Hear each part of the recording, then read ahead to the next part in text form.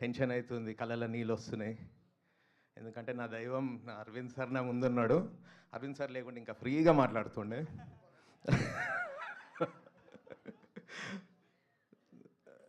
కాలేజ్లో ఉన్నప్పుడు సినిమా తీయాలి అని డిసైడ్ అయిన మూమెంట్ ఫ్రెండ్స్ని వేసుకొని కార్ వేసుకొని, కార్ ఉంటే రామానాయుడు స్టూడియో గేట్ ఓపెన్ ఉంటుంది, వాడు అటకాయించాడు అనేసి కార్ వేసుకొని వెళ్ళిపోయి పైకి వెళ్ళిపోతే షూటింగ్ అవుతుంది. కార్ దిగినాము, అరవింద్ సార్ అక్కడ ఉన్నాడు. అరే అరే అరవింద్ సార్ అంటే పోయి, సార్ కథ చెప్పాలి అంటే, అవునా నాయనా,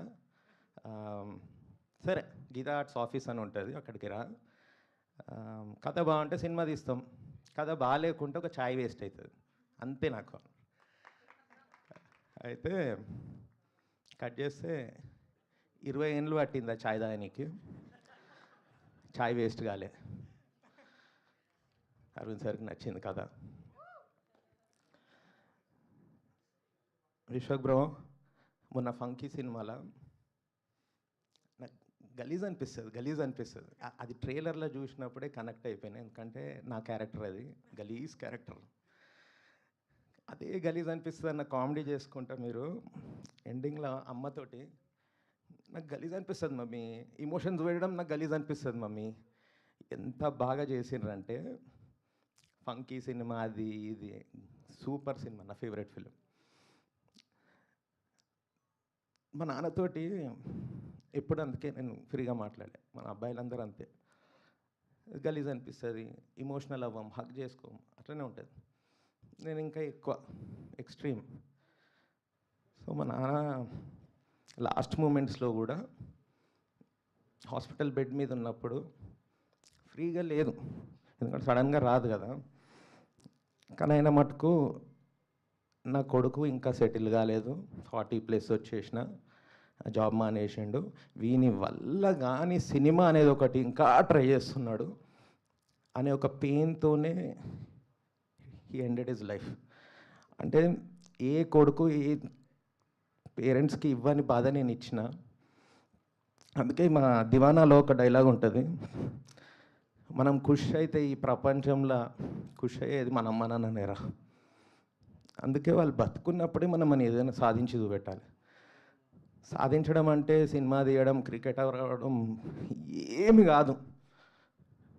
అరే వీడు బతికేస్తాడు, వీడు జాబ్ చేసుకుంటుండు, వీడు బిజినెస్ చేసుకుంటాడు, వీడు బతికేస్తుండు అని వాళ్ళకు ఉంటే చాలు. వీడు ఎట్లా బతుకుతాడు అనే పెయిన్ మనం ఇవ్వద్దు. సో మా దివానాల ఒక వన్ సైడ్ లవ్, అమ్మాయి అబ్బాయి, దీనికి ఈక్వల్గా, లవ్కి ఈక్వల్గా పేరెంట్స్ లవ్ ఉంటుంది, ఫ్రెండ్షిప్ లవ్ ఉంటుంది. ఎంత హోల్సమ్గా ఉంటుంది అంటే సినిమా. నేను అరవింద్ సార్కి, వాసు గారికి, శ్రీదేవి గారికి స్టోరీ నరేట్ చేసినప్పుడు నెక్స్ట్ మూమెంట్లో సినిమా ఎప్పుడు తీద్దాం అని అన్నారు అంటే, బికాస్ ఆఫ్ దట్ హోల్సమ్నెస్.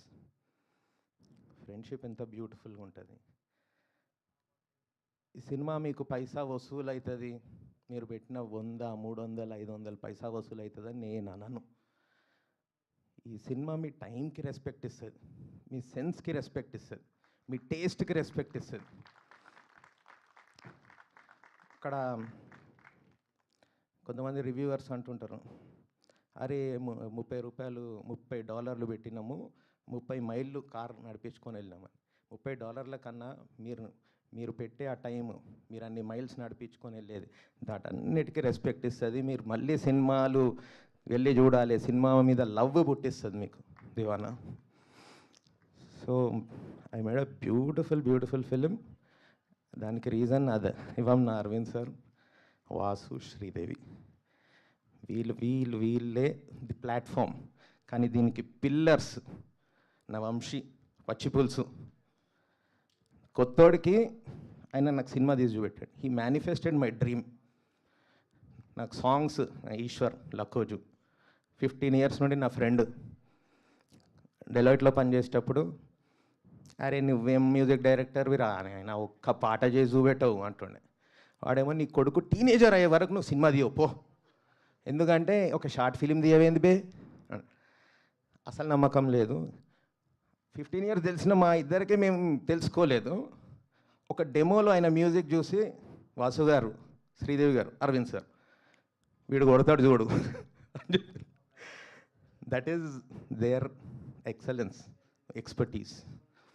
అది ఇంకా హర్షిత్ అండ్ స్నేహ, వీళ్ళు చాలా సీజన్డ్ యాక్టర్స్, పుట్టుకతోటే యాక్టర్స్ వీళ్ళు.